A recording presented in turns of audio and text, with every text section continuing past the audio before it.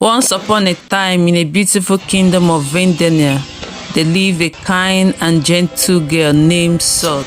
Salt's mother had passed away when she was very young, and her father married another woman named Jessica. Jessica brought her own daughter, Kate, to live with them. While Saul hoped they could become a happy family, things turned out very difficultly. Jessica and Kate were not kind to Salt.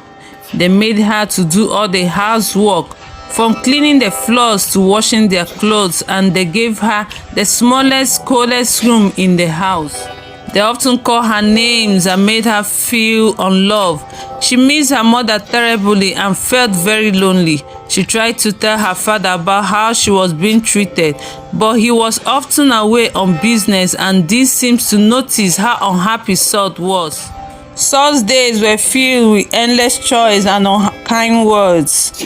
She could wake up early to prepare breakfast for everyone, but Jessica and Kate could always find something wrong with it. "This porridge is too cold," Kate could complain. "You can't do anything right," Jessica could scold. Salt could swallow her tears and go back to her work, trying her best to please them. Despite all this, Salt remained kind and hopeful. She found comfort in the small things like the birds that sang outside her window and the white flowers that grew by the garden wall. She could often whisper her hopes and dreams to them, wishing for a better life. In this kingdom, there was a wise king who had two sons.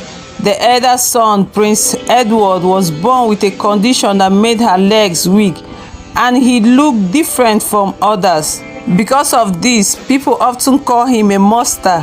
Even though he was very kind and smart, the younger son, Prince Henry, was handsome and strong, and everyone adored him.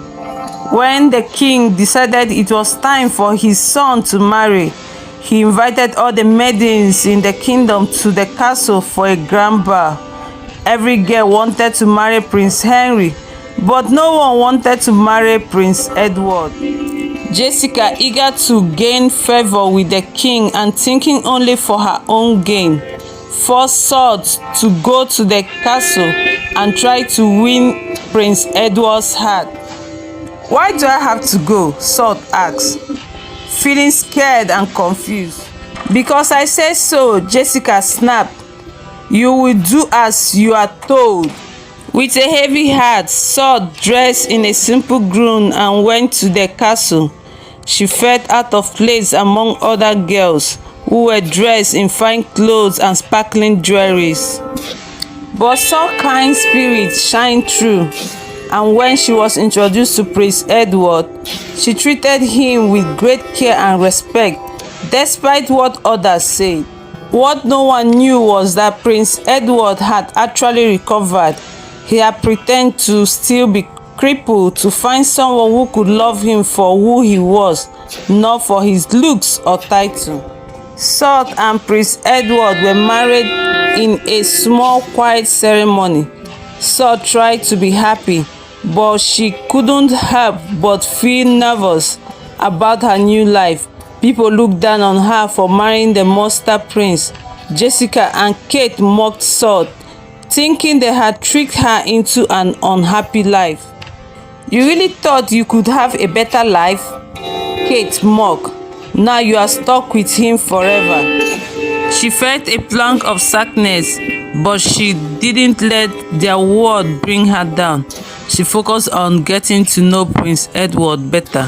She discovered that he was kind, intelligent, and had a wonderful sense of honor.